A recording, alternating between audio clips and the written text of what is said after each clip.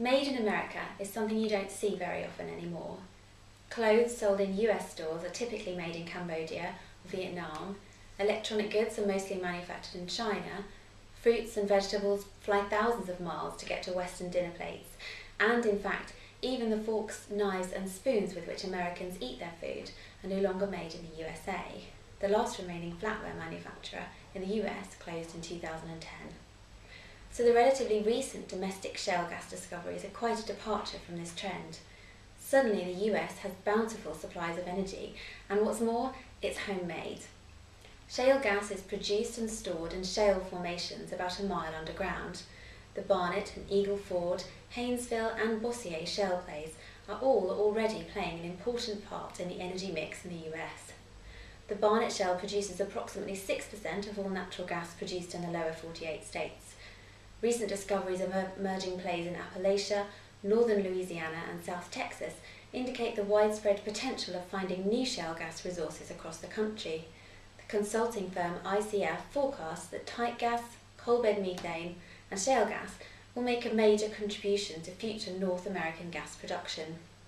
So-called unconventional gas production is forecast to increase from 42% of total US gas production in 2007 to 64% in 2020.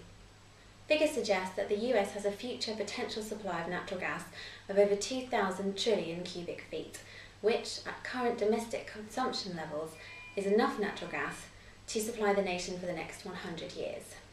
The question that naturally follows this assertion is, how much of this homemade natural gas will be exported to foreign markets rather than consumed domestically?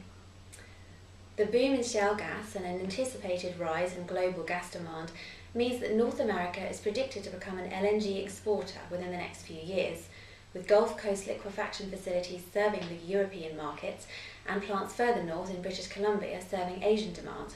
In fact, recent research has indicated that the global natural gas glut, which saw supplies soaring and prices falling at a time of world recession a couple of years ago, will disappear sooner than expected.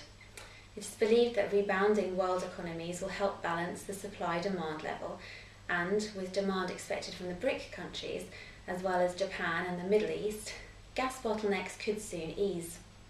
Of course, the US isn't going to deprive itself of its own natural gas, and is expected to be completely self-sufficient in natural gas by 2020.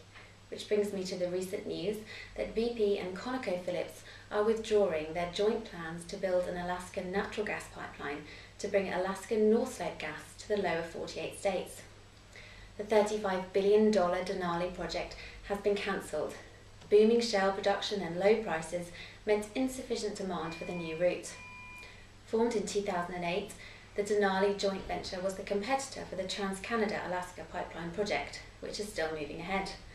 In 3 short years and $165 million in investment later, the Denali project has been brought to its knees. Such is the changed landscape of the US domestic gas market.